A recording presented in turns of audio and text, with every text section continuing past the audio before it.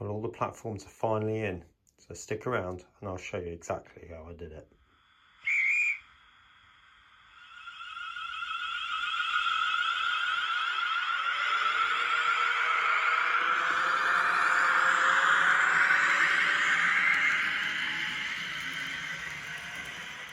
Well, good evening everyone and welcome back to Piccadilly. You can see that the platform building is well underway now.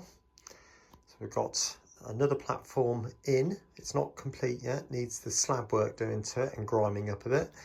And we've got the structure for this one in. This one should be a little bit shorter technically, probably to about, I don't know, about there where the DMU is, probably about there. But one thing I do really want is to be able to use that with the pendolinos. So it does need to be at least that long really to accommodate that. And even then there's a slight overhang at the end there. So I'm happy with the way that's working out. And you can see there we've just got the one more to put in down the side here, so which I'm going to start on now using the same method as I showed you before. So we've got these strips, these 2mm grey board strips, and then double-sided tape these things on, cutting off one of the verticals each time so that it matches up, and then paint the whole sides grey and grime them up a bit with a bit of dark wash and also some salting type affair. So anyway, I'll get a bit more done and I'll catch you very shortly. Well, welcome back. Now, this is probably around about a week later now. It's Saturday, the 6th of February, and I got most of this finished last weekend, but I've not been able to do anything else since because the printer broke down, the 3D printer broke down. So I had to get some parts and repair it, and it's all working up and working better than it ever did now. I'll show you a bit more in a minute, but you can see all of these different platforms have been changed. I decided in the end to leave that one as it was, so that's just had a refurb over the top so that you can see the replacement edging has just gone down the side. And well, why didn't I replace it? Well, because to be honest with you, I'm creating an unnecessary work for myself with something you're barely going to see anyway, because when the canopies go over the top, you can't really see either inside there or very much of it at all. But what I obviously do need to do now is to start thinking about this curved platform here, which is platform 1314. Now that one is slightly different from these ones. If I take you in a bit closer to these ones again, sorry it starts flashing, but you'll notice we've got the concrete edging, which I made on the 3D printer. However, 13 and 14 are different, so I'll show you that now.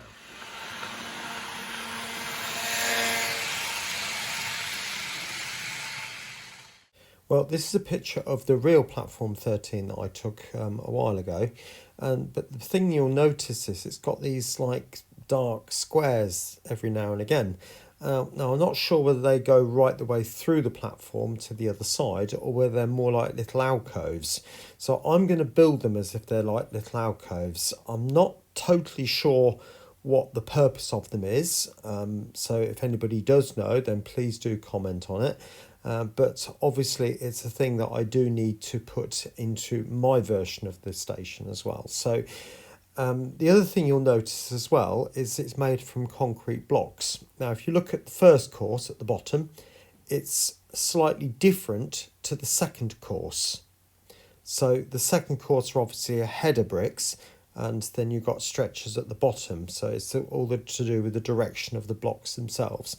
So what I've tried to do with the 3D printer is to replicate that along with the alcoves, like I said. You can see the platforms are a little bit different. I've not seen platforms quite like these before, but as you can see there, I've managed to create these boxes because I can't quite tell whether they're open and go all the way through or whether they are just recesses. So that's what I've chosen to do. So I've 3D printed the sides as I did before, and you can see the print is so much better there, and I'm really quite impressed with the way that's turned out. And then obviously these boxes that just need to be super glued to the back, just like that. Okay, now for those of you who are interested, the 3D printer, if you've got a Ender 3 version 2 or even an Ender 3, you'll know it has a Bowden tube which has the extruder, which is like a mechanical drive which sends the filament through a tube down to the hot ends down here. So what I've done is I've replaced all of that with this direct drive system. Comes in at just under £40, and then the filament comes directly down as opposed to going through a tube first. And I also found that particular filament, which is a matte filament. If you're interested, that's the filament I'm using, which I got from Amazon, and it's supposedly sold as a matte filament which doesn't string. Now, I've not seen any evidence of stringing yet, not significant anyway, but and it costs a little bit more. It's probably near the £28 mark, but on the other hand, it seems to be good so far, and the models do seem to come out looking a little bit more, how do I say it, professional, if that's not too big a word to use in this case. But I'm really pleased with the way things are looking. Right, let's get on with it then, and up to the layout. Right, welcome back to the layout. Now I've got the different versions now. So there's that one, which is a right hand and a left hand, if you like. So one will go on the outside and one will go on the inside. I know the spaces won't line up perfectly, but it doesn't matter. You're not going to see them both at the same time. So this has been done over with a Northern oil and grey, black and white, pale grey, and allowed just to run in. This one's more prominent, but allowed to run into the mortar lines there. So hopefully that looks all right. And when I've put them all down, they won't match up perfectly, so I shall need to go over them just to sort of marry them all together a little bit, but we'll do that as and when. Okay, so I know you've probably seen a lot of people do this, but this is a method that I've recently adopted, and I quite like the idea of putting the sides down and then marrying the trains up to it. So I'll do one or two sections and I'll show you exactly what I mean. Right, now my first job then is to very gently bend these into a bit of a curve. And you can do this with the Pico ones. It will be exactly the same sort of process. But I want a nice gentle curve. Now, obviously, these boxes that I've got on here are going to prevent that to some degree. It's not a massively sharp curve, but it's a bit sharper than what I've had up to late. And then just mould it into position. Now, the normal rule of thumb is that you normally do use your longest coach, and obviously I am going to check it with these, and you can see immediately I can go quite a bit closer.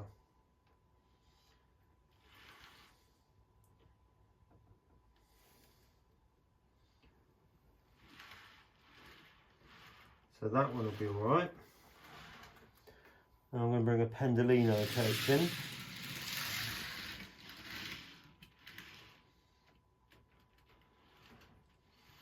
And that will be all right as well. And I'm pretty sure the pacer will be fine through there, but I will bring that through and check it as well. So I'm just going to mark on pencil where that comes. Yeah, that's absolutely fine. So I can get that glued down there.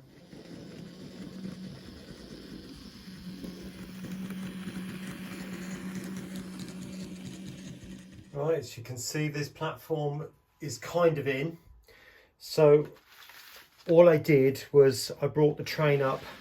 Every section I put in, I just made sure that the edging was pushed closer or further away, and just put in every single section and then just moved it accordingly so that every train would pass. And I've checked it with the Mark III coaches, the Pendolino coaches, which are these coming in now, and also I won't bring it in, but the Pacers as well. So you can hopefully get the impression of what has been going on there. Okay, and everything seems to run past, for those two anyway, and the pacer runs past. Now, what I've done now is I've taken a piece of A3 paper and cut it into long strips and then glued it together. And the idea is to cover that platform.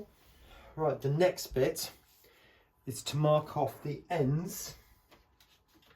So just find out where that is, and there's one end just there. And the other one is just there. That's quite important, and the same with the other end. And then I'm going to put some weights on top of it, purely because I don't want it moving. That's all it is. Right, starting in the middle. I'm now just going to rub my fingers down either side, and you can get the impression I'm just sort of effectively doing a bit of a rubbing, if you like you do in an old church with a crayon or that type of thing. Okay, that will then create the actual shape of the platform, which I will then cut out, lay onto a piece of board, and then cut it out, and we'll come back. Right, next bit, I've laid this on the card now, as you can see, and I'm literally just drawing around it, and that way I'll then cut that out and check it for size. Okay. Right, just wanted to show you this. Obviously I've cut all of that and that's working fine, but this bit here, I've cut it and it's level with that side, but look, see, so I don't get it right all the time, and it is, when you're making platforms, it is a bit of trial and error, but I used that as a template and marked off, if I put that back, marked off where it was right, so that mark there, I knew that I had to come out by about 2 mil and then join it back up with that. So that's what I did with this piece. Swap that over now, and as you can see, that's right now. Okay, so I will get that glued on, and my next job after that is to get it covered with tarmac, because platform 13 and 14 is different to the rest of the station, probably because it's newer. Catch you in a minute. Right, well, there you can see that platform is now in, and I've also put these strips on down the side here, which are literally just paper strips from Scale Scene, Scale Model Scenery, I'm not sure quite, but you download it and then just cut it off in strips and stick it on. And then I also went on, I put this into Publisher, and then over the top I just put this Mind the Gap on the curves going all the way around. I'm not entirely sure how far it goes round, how long it is, how many of them there are, I really don't know. So there is an element of guesswork. I'm sorry the camera's flickering a bit, it's the lights. Trying to reduce it a bit. No, it seems to be a bit better there. Now, the next thing I need to do is to put the yellow and red stripes on. So I'm going to use sticky vinyl for that. You can buy this from eBay, and the idea is that I'm going to cut the thinnest slither that I can possibly get away with. I'm aiming for 0.5 mil. Please bear in mind that in N gauge 2mm represents a foot, so 0.5 mil in theory should still be 6 inches, but you know, if I do it any less than that, you're not going to see it. So I'll aim for 0.5 mil if I can, and get that stuck on. So I'm not going to show you that because obviously it's far too fiddly and my hands will be in the way all the time. You won't see anything, so I'll just do it and I'll show you afterwards. All right, catch you soon.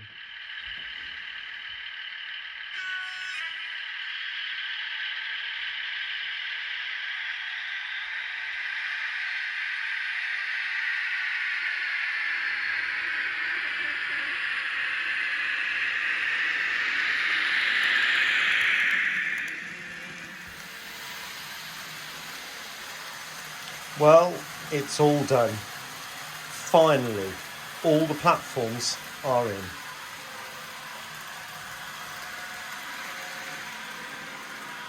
And what a mammoth task that has been over this last couple of weeks.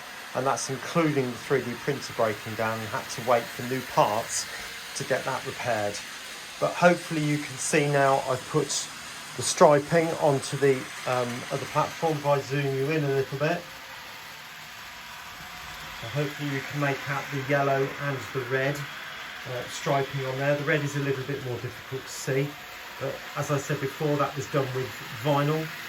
And the platform edging, as with all this lot down here, has been 3D printed, as I showed you earlier in the video, and painted using a varying number of greys and whites. But anyway, I hope you've enjoyed this video, seeing how the platforms have been built. So there will be 2 more videos appearing on your screen right now, and you take a look at those right to the very end, and hopefully you'll find those very helpful and entertaining. I'll catch you again very soon here on Piccadilly. Bye for now.